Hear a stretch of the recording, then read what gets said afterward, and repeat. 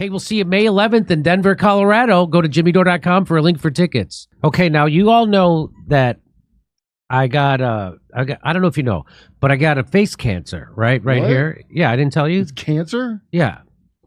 So No, you didn't tell me that. Sounds scary, right? Yeah, it sounds horrifying. No, it's very scary. Turns out it's not. Oh, Turns out it's not. I have what they call a basal cell carcinoma. okay. So I'm going to tell you a scam. Dermatology is a scam. There's a big scam inside dermatology. Put It's it good that with way. a little tomato. Say it again. It's good with a little tomato. Yeah, The basal cell. the basal cell. Yeah.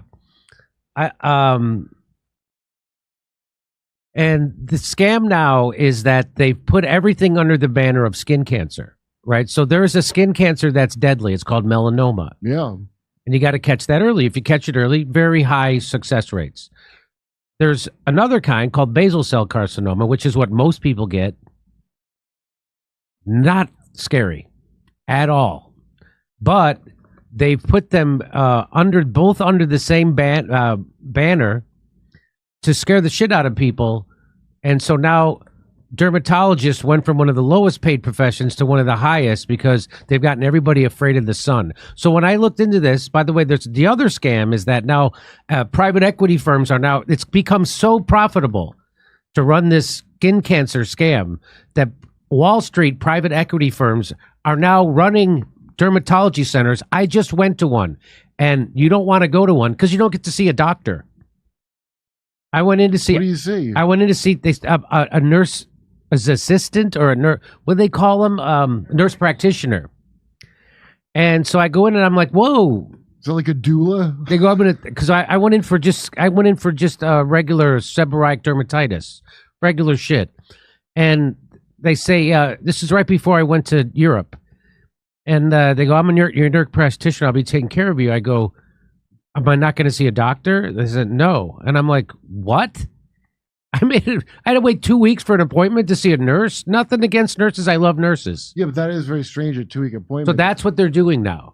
And so that's how when that's with insurance. That's with insurance. So that's when Wall Street takes over healthcare. That's what you get. You don't get to see a doctor. I'm surprised you're not self-doctoring at a kiosk. You have to like doctor yourself like at rate 8. So no kidding. Like self-checkout at the Ralph's. Did you use? How many how many needles did you use to sew up that scar? So I complained. I said, hey, I'd really rather see a doctor. No offense. And they're like, all right. So they leave. And then all of a sudden the office manager comes in and says, well, we really don't have a doctor available today. So if you want to come back, I'm like, what? And we can make it. I go, hey, I didn't make this appointment. My primary physician doctor made this appointment. And I dropped her name. And I said, so I thought it was going to be with a doctor. That's not blah, blah, blah, blah, blah. So she leaves. The nurse practitioner comes back in. Do you want me to take care of you? I'm like, well, I want somebody to take a look at it as long as I'm here. Yeah. So she takes a look at my face and she says, oh, you got to use this cream and you got to use this ointment. You got to do a special scrub on your face, all this stuff. And I'm like, okay. So just as she's done, all of a sudden a doctor does walk in. And I think it's because I dropped my doctor's name and I said I was supposed to. So she comes in just to kind of like smooth it over so There is a doctor there. So that my doctor doesn't get in trouble. And she goes, you know what? The nurse practitioner, everything I would have did, she did. So it's no difference. And then she goes, there's no difference. And she comes over and she starts looking at my face. And she goes, oh, that looks like a basal cell carcinoma. Oh, we better get a biopsy on you. I'm like, oh, so it's not the same thing? So your nurse practitioner missed a cancer on my face? So it's not the same thing. She missed an upsell? So she missed an upsell. So I get this. So I start to look into it. And it turns out it's a pretty much a scam. And hear me out on this. So I found this article by Midwestern Doctor. If you haven't followed Midwestern Doctor, you should, on Substack. Unbelievable, all the stuff. This person, I don't know if it's a guy or a girl, it says dermatology's disastrous war against the sun, the forgotten side of skin health, and the necessity of sunlight by the Midwestern Doctor. Okay, you ready? Hold on to your, because here it comes. There's going to be several. I'm going to have to break this up into 3 different segments, which I will do on Monday. So I'm just going to do one segment today. Skin cancers are by far the most commonly diagnosed cancer in the United States. So to prevent them, the public is constantly told, avoid the sun. You've heard that, avoid the sun, right? Yeah. However, while the relatively benign skin cancers are caused by sun exposure, benign skin cancers, which is what this is caused by sun exposure. The ones responsible for most skin cancer deaths are due to the lack of sunlight. Why, lack of vitamin D or something? This is unfortunate because sunlight is arguably the most important nutrient for the human body, as avoiding it doubles one's rate of dying and significantly increases their risk of cancer. The exact opposite. Huh, Misha? Is this not blowing your mind? I always thought it was like how Caucasian you are versus how, I thought it was like a sliding scale. Well, I'm telling you right here, Kurt, the important thing we need to focus on here is that, take Kurt away, is that avoiding it doubles one's rate of dying. Avoiding the sun doubles your rate of dying and significantly increases your risk of cancer. Yeah, I believe it because when I lived in New York, you live like a vampire. Yeah. And everybody has a deficiency. And now everybody's... It's a common urban problem. That's right. Of a severe vitamin D deficiency. Well, like in the 1800s, it was rickets. Yeah, right. And it's like boat diseases and shit. So a strong case can be made that this dynamic was a result of the dermatology profession, with the help of a top PR firm, rebranding themselves to skin cancer fighters, something which allowed them to become one of the highest paying medical specialties in existence. This happened in the 80s. Yeah. They hired a Wall Street advertising firm. Unfortunately, despite the billions that is put into fighting it each year, skin cancer, there has been no substantial change in the number of skin cancer deaths. None. No substantial change. So all this skin cancer awareness and all this and wear your sunblock. By the way, sunblock, a lot of the sunblock, toxic. Yeah, that's what they don't tell you that either. Not good. There's two different kinds of sunblock. There's the toxic, bad kind. So I'm going to try to go through this as fast as I can because there's a lot to cover. So because of how successful the war against sunlight has been, many people are unaware of its benefits. For example, sunlight is critical for mental health. This is most well appreciated with depression. For example, consider this study of Chinese operating room nurses, which found their mental health was significantly worse than the general population, and that this decline was correlated to their lack of sunlight exposure. Okay, so that's one. Number two, a large epidemiological study found women with higher solar UVB exposure had only half the incidence of breast cancer as those with lower solar exposure, and that men with higher residential solar exposure had only half the incidence of fatal prostate cancer. A 50% reduction in either of these cancers greatly exceeds what any of the approaches we use to treat or prevent them have accomplished. The sun, for fighting cancer. 3, a 20-year prospective study evaluated 29,518 women in southern Sweden. I was just there. Oh, the meatballs. Mwah. Not kidding. Where women from each age bracket with no significant health issues were randomly selected, essentially making it one of the best possible epidemiologic studies that could be done. It found that women who were sun avoidant compared to those who had regular exposure to sunlight were 60% more likely to die. So if you avoid the sun, 60% more likely to die, being roughly 50% more likely to die than the moderate exposure group, and 130% more likely to die than the group with high sun exposure. You've been avoiding the sun, haven't you, Misha? Oh, okay. We just call her Meester. Rick Overton said machete. Okay. No, to be clear, there are very few interventions in medicine that do anything close to this, meaning the sun. The largest gain was seen in the risk of dying from heart disease, while the second gain was seen in the risk of all causes of death besides heart disease and cancer. And the third largest gain was seen in deaths from cancer. So it lowered your risk of death from all those things, including cancer. The investigators concluded that the smaller benefit in reduced cancer death was in part an artifact of the subjects actually living longer and hence succumbing to a type of cancer that would have only affected them later in life. So even though what they're saying is that because they got sun, they lived so much longer that a lot of them got cancer at the end, but they would have died much earlier had they not gotten sun exposure. Do you follow that? I hope so. The largest benefit, get this, Kurt, the largest benefit was seen in smokers. Yeah. To the point, non-smokers who avoided the sun, non-smokers who didn't get sun, had the same risk of dying as smokers who got sunlight. Yeah, makes sense. Because you got to figure out just your mental state. 100% getting sun, it changed your mental state. Change your mental state. Okay, and then it's easier to exercise, especially exercise out in the sun, and it's a radically different feeling than. And I've done both things. And the vampire lifestyle. It not makes your good. brain bad. It's bad. Yeah.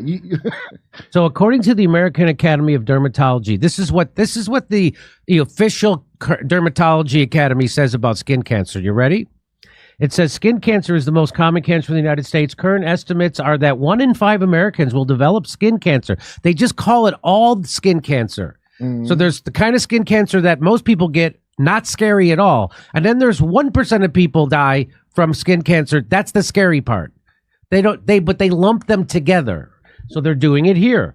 1 in 5 Americans will develop skin cancer, which makes you shit your pants and get afraid of the sun. Yeah. It is estimated that approximately 9,500 people in the U.S. are diagnosed with skin cancer every day. But did you know that most of those skin cancers diagnosed are benign? That's what I did think that. Basal cell and squamous cell carcinomas, the two most common forms of skin cancer, are highly treatable if detected early and treated properly. They even put these two together, which is incorrect for them to do. Because exposure to UV light is the most preventable risk factor for all skin cancers, so they're lumping all skin cancers together. The kind of skin cancer that's caused by the sun, which is not as scary as the kind of skin cancer that is caused by not enough sun. Yeah, I didn't know. Which is actually very scary. I didn't know there was one caused by not enough. So they're doing that. The thing I didn't realize. The Academy of Dermatology encourages everyone to stay out of indoor tanning beds and protect their skin outdoors by seeking shade, wearing protective clothing, including a long sleeve shirt, pants, a wide brim hem like machete, and sunglasses with UV protection. And applying a broad spectrum water resistant sunscreen with an SPF of 30 hard to kill all skin not covered by clothing. Likewise, according to the Skin Cancer Foundation, more than 2 people die of skin cancer in the U.S. every hour. That sounds pretty scary, right? Well, let's break that down to exactly what that means. It is generally believed that around 2.64 million people get one cancer a year. Skin cancer. The 3 primary risk factors for basal cell carcinoma cancer are excessive sun exposure, fair skin, which makes you more susceptible to excessive sunlight penetrating your skin, and family history of skin cancer. So that's the kind of cancer I got. I have light skin, blue eyes, and I get a lot of sun on my face. Because of this, the widely varying incidence of basal cell carcinoma is largely due to how much sunlight exposure people have, and typically you find it in areas with frequent sunlight exposure, like on the face. Okay? The important thing to understand about basal cell carcinoma is that because it almost never metastasizes, it's not very dangerous. And most sources say that it has a 0% fatality rate. But they lump all of those cancers together, even the one that has a 0% fatality rate. Instead, it's normally evaluated by how likely it is to recur once it's removed, which ranges from 65 to 95%, depending on the source. So it comes back. The second most common type of skin cancer, cutaneous squamous cell carcinoma, looks like that. That's what it looks like. So if you get that, that's what that looks like. Since it is also caused by sunlight, so there's basal cell and then there's the how do you say that? Squamous cell? Mm-hmm. Squamous cell more serious than basal cell. An estimated 1.8 million cases occur each year in the United States. Previously, basal cell was thought to occur around 4 times as often as the squamous cell, but now that gap has closed to it only being twice as common. Unlike basal cell, squamous cell can be dangerous as it does metastasize. In turn, it is removed prior to metastasizing, and it has a 99% survival rate. But if removed after it metastasizes, this drops to 56%. A squamous cell is typically caught before this happens. They almost always catch it before it happens. The average survival rate for this cancer is around 95%. And around 2,000 people, although some estimates go as high as 8,000, are thought to die from squamous cell each year in the United States. Okay? However, despite only compromising 1% of all skin cancer diagnoses, melanoma is responsible for most of the deaths from skin cancer. That's the skin cancer you got to really be worried about, the melanoma. Since survival is greatly improved by early detection, many guides online exist to help one recognize the common signs of potential melanoma. And so you can forget that. If it looks like this, that's melanoma. If it looks like this, it's not. But if it looks like this, it is.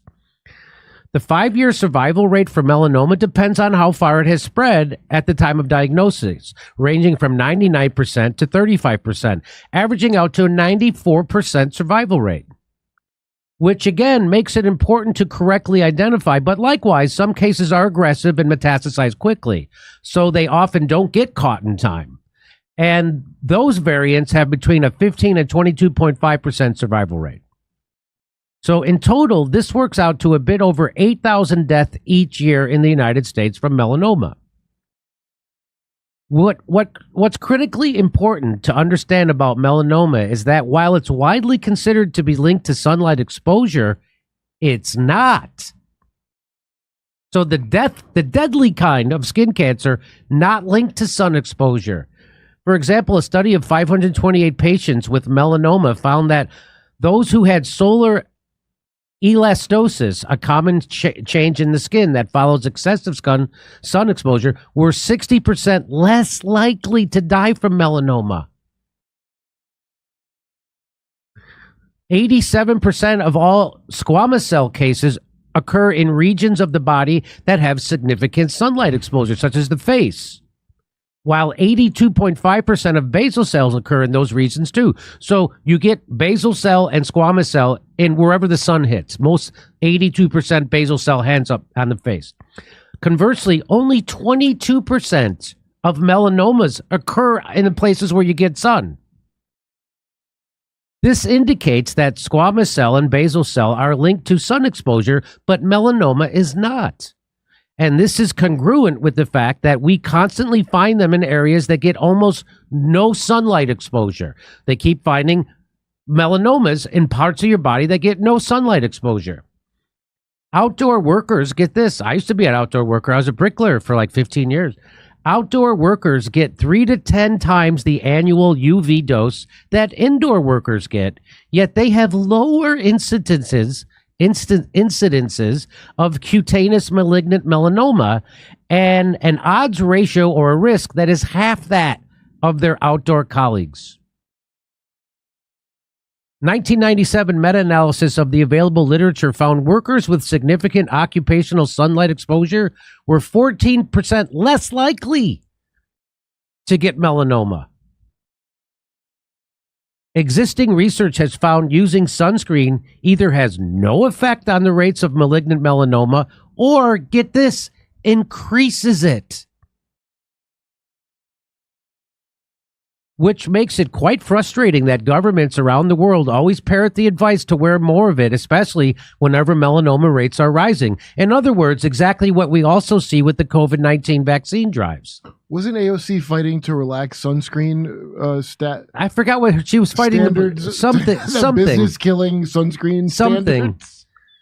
A case can be made that the chemicals in sunscreen cause skin cancer. A case can be made that the chemicals in sunscreen cause skin cancer, and likewise, some evidence exists for this with certain cosmetic products on the market. You know, they banned in certain parts of Hawaii, you can't go swimming with sunscreen on because it kills the plant life in the. That's true. I'm going to get to that at the end of this article. There has been a significant increase in many areas from melanoma, something which argues against sunlight being the primary issue, as it has not significantly changed in the last few decades. So melanomas have been increasing, but people's sun exposure hasn't. Is what this is what this article is saying. And here it comes, the great dermatology scam. By far the most common skin cancer is not dangerous. The skin cancers you actually need to worry about are a fairly small portion of the existing skin cancers, and sunlight exposure does not cause dangerous cancers, except for squamous cell, which is nowhere near as dangerous as the others. In essence, there's no way to justify banning sunlight to prevent skin cancer, as the benefit from the prescription is vastly outweighed by its harm. However, a very clever linguistic trick bypasses this contradiction. A single label, skin cancer. So they label all this, the dangerous skin cancers and the not so dangerous skin cancer. They label them all as skin cancer to scare the shit out of you. The way more common, less threatening skin cancers and the very uncommon threatening skin cancer, melanoma, it's all called skin cancer, which then selectively adopts the lethality of melanoma, the frequency of basal cell, and the sensitivity to sunlight that basal cell and squamous cell. So they're purposely conflating. A relatively unknown blog by dermatologist David J. Alpern, MD, at last explained how this happened. How did this happen? Well, over the past 40 years, he says, I have witnessed these changes in my specialty and am dismayed by the reluctance of my colleagues to address them.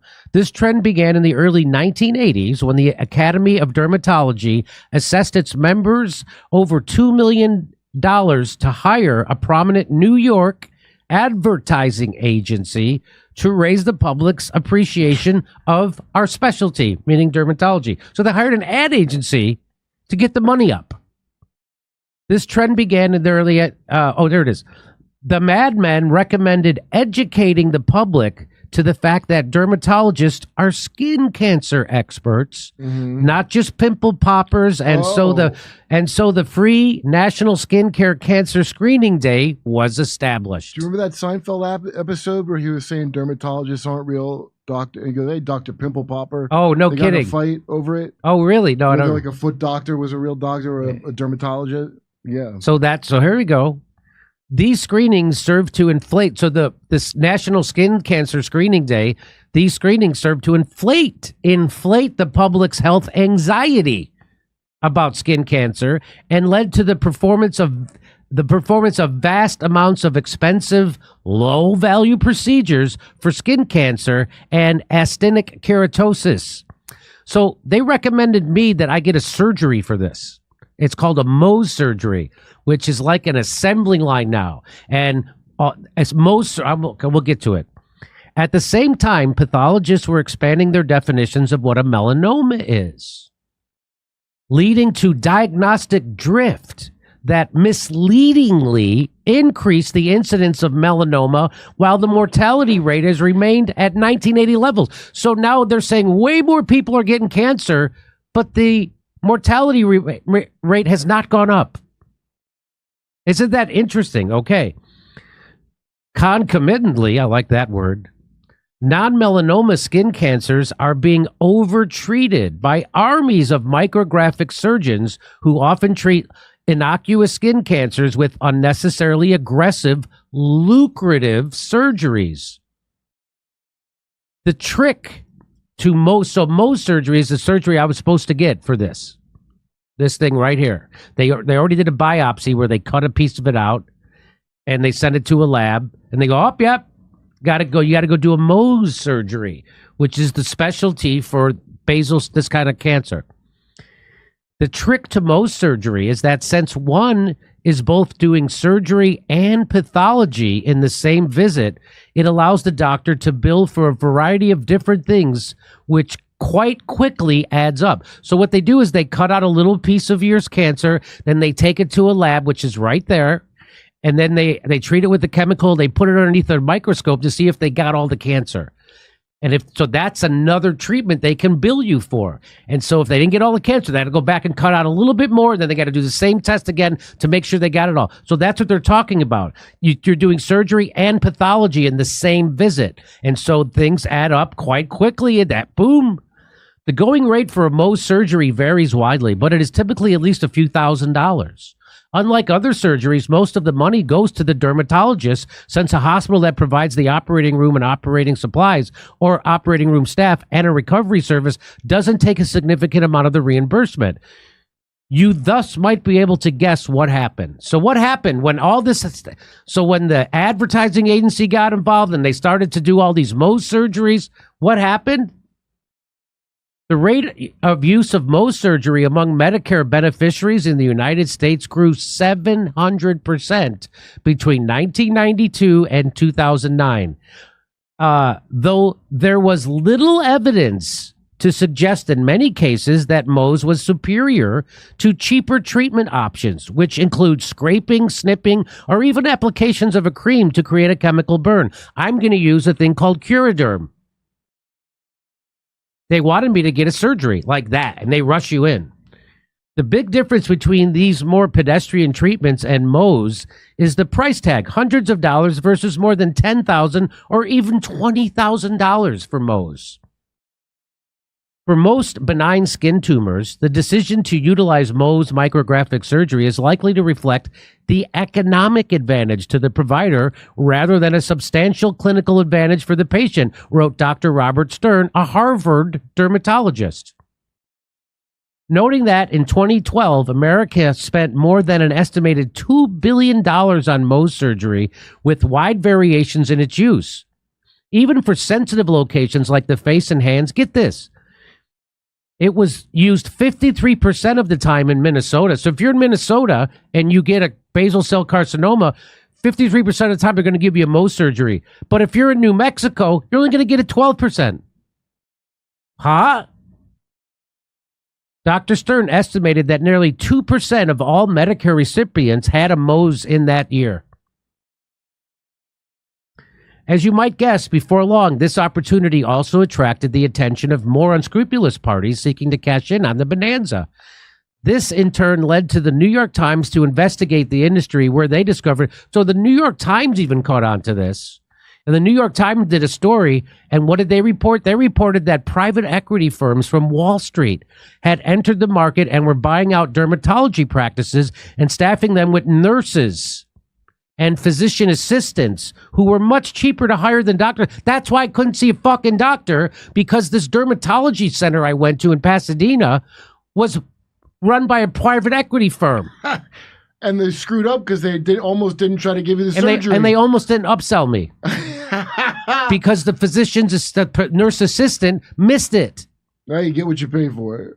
Despite advertising to the public that they would see a doctor. I thought I was going to see a doctor. Wow, everything's like nobody beats the whiz now. Like when I used to work at a bait and switch. Every level of society is a goddamn bait and switch. So this was unfortunate, since the pseudo-dermatologist biopsied over twice. So if you go to one of these places like I did, one of these private equity-run dermatology centers, they give you a nurse's, what is it called? A nurse practitioner or a physician's assistant, and they biopsy over twice as many suspected skin cancers as actual doctors do. Hey, it's like getting your hair cut at the student salon. Yeah. it's your health. Likewise, they frequently missed actual cancers. They missed my fucking cancer. They misdiagnosed lesions. Every dermatologist could tell was not a cancer. Something which has also happened to people I know who've gone to these types of clinics, like me. To the point that in 2017, even the New York frickin' Times article actually was able to share an example of this happening. This is going to be self-diagnosed kiosks coming where you take a picture of you. Oh, you got cancer. And then you like and click. then sign you up for your Mohs surgery. Yeah. Note, many existing dermatologists have complained about this practice in their academic journals as they feel it's ruining the profession. But that has not stopped it, given how much money is on the line. And now many of them face the situation that if they try to open up their own practice in a major city, they are stuck competing with a private equity firm, which has numerous well-advertised mid-level practitioners staffing the place. Man, that word private equity comes up every time something's working out Something's great. working out. Every time something's a resounding success, I hear private equity. There has been a big push, for example, by greedy doctors to expand this franchise into nursing homes. Yeah, well, for example, they covered a mobile practice in Michigan that sends clinicians to 72 nursing homes where they perform thousands of cryosurgeries along with many steroid injections and minor surgeries. What they do is they go, oh, this is precancerous to a person about to die in 5 minutes. And so they do a surgery on them. The investigation, in turn, found that 75% of those patients had Alzheimer's disease, and most of their skin lesions were inconsequential. Oh, that's who you really get your upsell. Yeah. Furthermore, they cited a healthcare analytics firm that looked at 17,820 done on patients over 65 in the last year of life, and found that skin biopsies and the freezing of precancerous lesions were performed frequently, often weeks before death. Well, you might as well make them productive. You might as well get something out of them, right? So here's medicine. Here's a melanoma statistics per the National Cancer Institute. This one down here, the death rate. This is how many times it's being. So the diagnosis is going up. Death rate, almost exactly the same. Well, thank God they didn't do the vaccines this way. You know, I know. It was just some bullshit to push it on you. Like, thank God they really took their time with that one. No, there are beginning to be pushes to stop the use of more so I'm going to cover this part more on Monday, but I just want to let you know, this is a teaser for Monday. There are now beginning to be pushes to stop the use of more toxic sunscreens in areas with abundant aquatic life because they poison coral reefs. What does the sunscreen? This raises the point that if a small amount of sunscreen diluted in the water is too toxic for an ecosystem to handle, why would you want to put it on your skin where it can be directly absorbed into your body at its full concentration? So, boy, getting a basal cell, going to the dermatologist for regular dermatitis, and I went to one of these Wall Street run, private equity run dermatology centers where you don't get to see a doctor. I only got to see a doctor because I put my foot down, and then the doctor come in and oh my God, you got cancer. It was almost hilarious, Kurt. It was almost hilarious because she had just got done giving me a speech. See, I would have done exactly everything. I would have prescribed the same things. I would have done the same. So she's trying to make sure that I'll keep coming back there and being taken care of by someone who's not a doctor. It sounded, you know what it sounded and then like? she goes, and then she just goes, I would have done the same thing. I would have given, because look, and she comes over and she starts, that looks like a basal cell. I go, you mean cancer? Yeah. Would her eyes go cha-ching? I go, so apparently, yeah, then, yeah, oh, good thing I came, yeah. Like, good thing she came out and stopped pretending not to be in the office. Yeah. Yeah, or she'd have missed that. She'd have missed that. But I canceled the Mohs surgery after I read this article. Well, I was all scheduled to go get a Mohs surgery right here on my frickin' face. A surgery where they slice you open, sew you back up, and maybe slice you open a couple of times. Dude, okay, veterinarians. Here's like the most unscrupulous doctors I've seen over the course of my life. Veterinarians, I've seen. It's like robbery. Chiropractors. The one I went to at Beverly Center. This is like cancer shit, so it's weird. It sounds like you went to a bad chiropractor where they want you in like a package deal for like a huge amount of money. Yeah. You're gonna need 10 treatments. Yeah, and I remember I was like, I had a mask on too. I just couldn't believe what this lady was saying. She hadn't done anything to me. Like, I couldn't walk. It's just sciatica. Yeah. That Overton's guy fixed me for like $40. So now you know the rest of the story. Pretty surprising. Was it surprising?